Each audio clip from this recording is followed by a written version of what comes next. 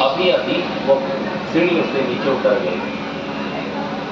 तो भगवान नंगे पांव भागते भागते पहुंचे और वहां से कुछ दूर जाकर के एक चौराहे पर सुदामा को पाया। भाग करके सीधे सुदामा के गले लग गए। सारे द्वारिकावासी नगरवासी आज सब इस कुतूहल को देख करके सबकी आंखें नम हो गई। महाराज इस भगवान द्वारिकाधीश जिनके एक इशारे पर करोड़ों लोग मर मिटने के लिए तैयार थे, आज वह स्वयं भाग करके ऐसे सुदामा को भगवान ने गले लगा लिया। प्रणाम करके सुदामा को लेके आए अपने महल में। महाराज आज भगवान ने उनके पाँव को धोने के लिए परात रखी और पाँव धोने लगे तो जल तो बाद में गिरता, पहले भगवान के आंसू से ही भगवान ने उनके चरण पखार दिए।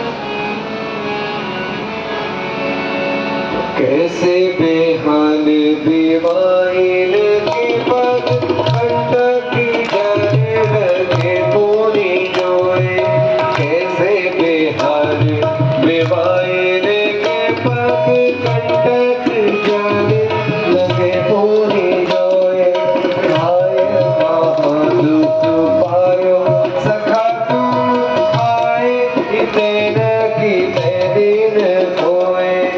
आए महा दुख पायो सखा तुम आए, इतना किते दिन होए। देखी सुदामा की दीन दशा,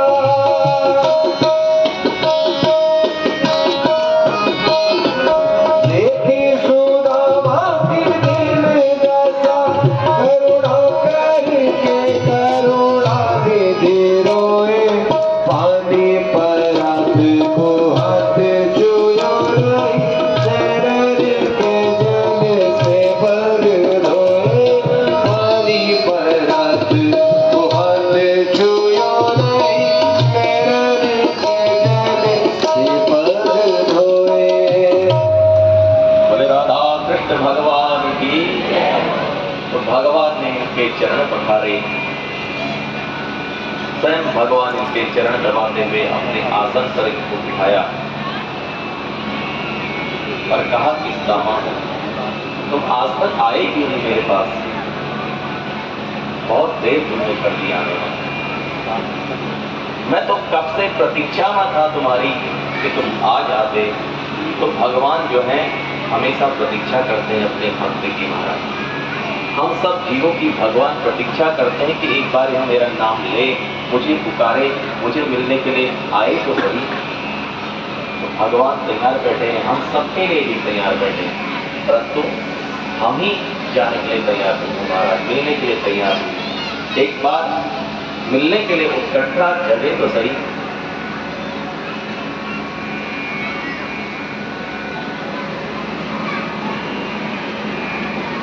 बोले भागवत महापुराण की। तो सुदामा जी के साथ में तो खास परिहास भगवान का सब बातें पूछी। फिर कहा कि कुछ मेरे लिए लायक हो।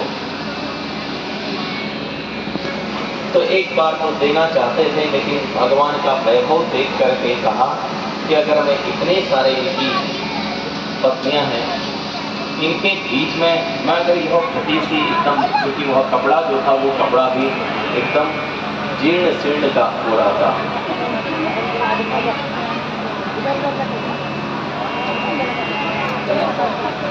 तो उस जीर्ण शीर्ण कपड़े में गंदा सा उस कपड़े के भीतर और रखे भी थे उसमें चावल कई जगह से मांगे हुए। तो उस चावलों को अगर इनको दूंगा तो यह सब कितने हंसेंगे। तो कह दिया कि मैं कुछ लाया नहीं। बोले सुदामा तुम्हारी यही बात जो है सबसे ज्यादा बेकार लगती है। क्यों? क्योंकि तुमने पहले भी ऐसे ही किया था।